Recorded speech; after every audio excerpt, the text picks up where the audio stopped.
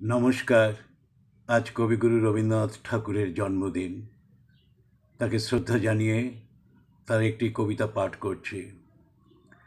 ভেঙেছে দুয়ার, এসেছে জ্যোতির্ময়, তোমারই হোক জয়।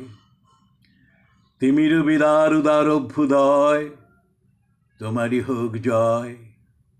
হে বিজয়ী বীর, নবজীবনের প্রাতে, নবীন আশার খড়গ তোমার হাতে।